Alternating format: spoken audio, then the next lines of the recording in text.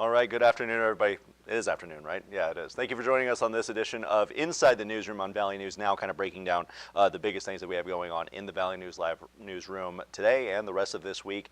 And we have a big one coming up tomorrow. It's a Supreme Court trial out in Bismarck for a West Fargo man who was sentenced to life in prison for the murder of his wife. Joining me to talk about that is a man who's been all over this case, Bobby Falat. Bobby, thank you so much for making some time for me. I appreciate you joining us inside the newsroom in a figurative sense. We're obviously not really in the This is my first time being on Inside the Newsroom, so I definitely appreciate it. You're one of two guests so far, so we'll get more going in here. But no, this is a big one that we have coming up, the Supreme Court hearing for Spencer Moen, taking this to the Supreme Court after he was found guilty of killing his wife, sentenced to life in prison there.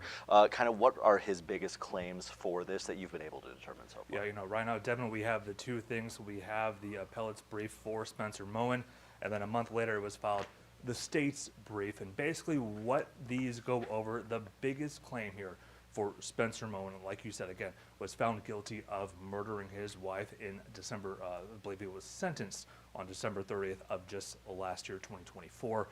The biggest motion that is in here is that it is saying his Sixth Amendment right was violated when, in this case, his children took the stand without him being present. They said that doing it via Zoom was something that they were talking about. There was a lot of arguments over that, and then also taking the stand inside of the courtroom where Spencer Moen during that time was not present when they were giving when they were testifying.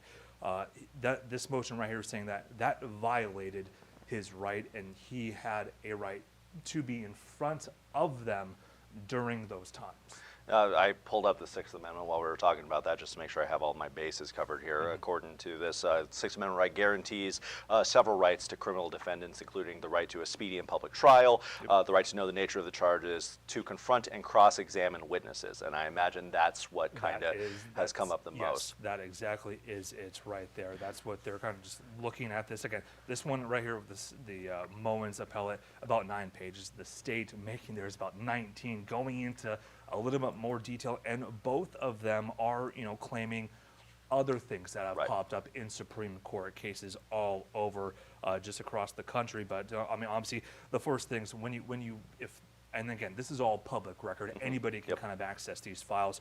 So they're just basically saying, though, in kind of the first few pages, basically just the standard of what exactly took place even during the trial, but just also just going over this of what exactly they are kind of asking for. Again, was that Sixth Amendment, that saying that the face-to-face confrontation requirement and not meant doesn't, of course, mean that it can be easily dispensed with as well. Can't be easily messed with as well. So that's another thing. The district court allowed, again, 2 minor witnesses to testify remotely via Zoom from a separate location without establishing that live testimony would result in serious emotional trauma, or without making factual findings to justify the necessity for remote testimony. I know that's a lot of verbiage here, a lot of law verbiage that we're having, but to kind of just translate that, basically that is exactly what they're saying, that they did this without establishing a basis that this would actually cause trauma. Now, on the state's end, we do remember that they did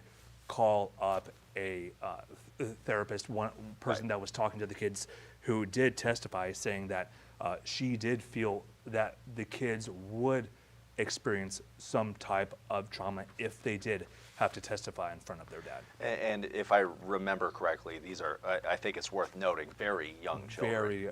Very young. I heard people at the time when this trial was happening saying that they had never brought witnesses to the stand who were that young before. So again, kids who were reportedly eyewitnesses to this crime brought in to testify remotely to, like you mentioned, Bobby, spare them some trauma of having to testify in front of their father.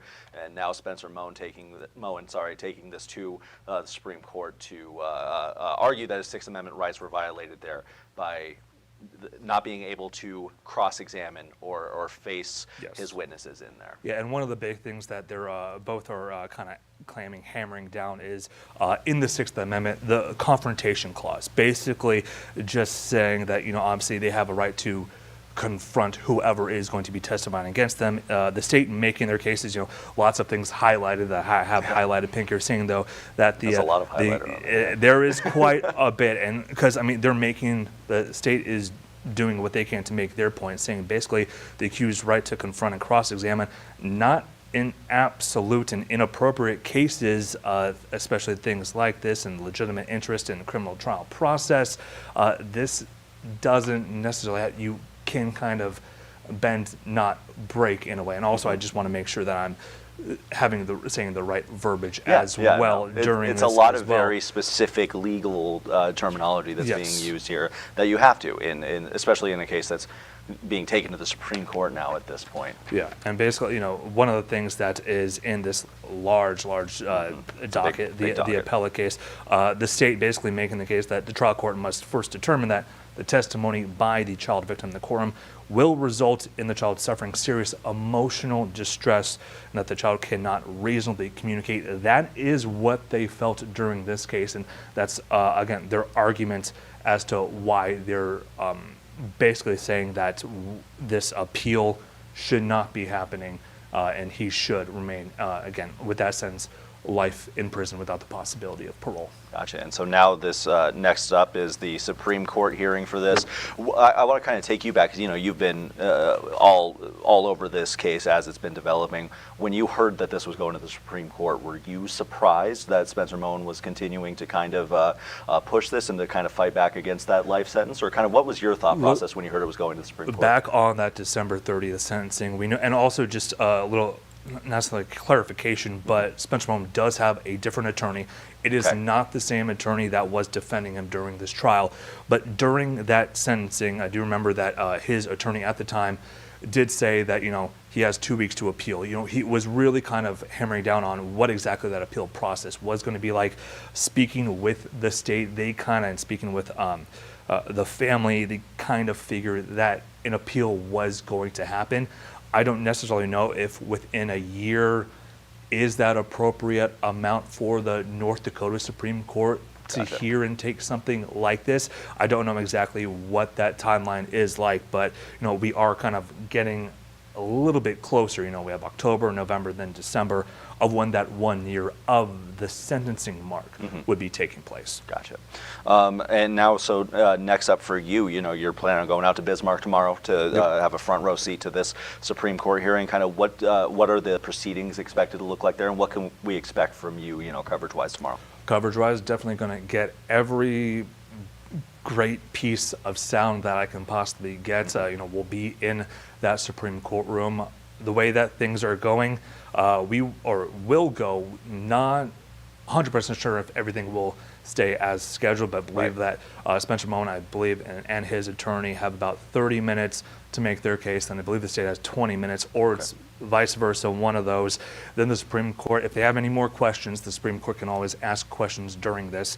And then when we will have a decision, the decision won't be made until later on. Who knows, depending on how busy the Supreme Court is hearing other cases, if we'll hear something this year in 2025. It might be 2026, not 100% sure on how long the Supreme Court will take in this. And also, Devin, I do just also want to point out, just looking at what Moen and his attorney are asking, and this is kind of, especially people say, I guess kind of what is their biggest, what do they want out of this? Basically, in their conclusion, they're basically saying that the use of remote testimony was unconstitutional, that deprived Spencer Moen of a fair trial as a U.S. citizen, and it's also what the North Dakota Constitution says.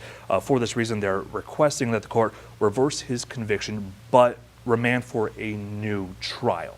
Okay, so this would start the process over again if it's a successful appeal. It would. Okay, so it would throw out that sentence, but we're right back at it again. Yes, yes. This isn't walking, according to this, what they're asking for, this isn't if it reverses, he walks free. That, looking at this, will not be the case. Gotcha. And from what I saw in the court stuff, just when I was looking at this case, the jury at the time also had the option to charge him with negligent homicide, not guilty, or the convicted of murder. And that was that actually happened kind of at the very end. Okay. Looking at that, they kind of made one, two things. They got the negligent homicide, I believe, would have been for about 5.5 years, or it was this, the felony count of murder, Right. which is what the jury found, and that's then we learned that the judge gave him the sentence of life in prison without the possibility of parole. Gotcha. Well, Bobby, that's all the time we got for this Valley News Now digital update. Thank you for joining us inside the newsroom. Now you can go back to the actual newsroom. But thank you again for joining us, Bobby. Thank you for joining us on this afternoon. I have the time right this time. We're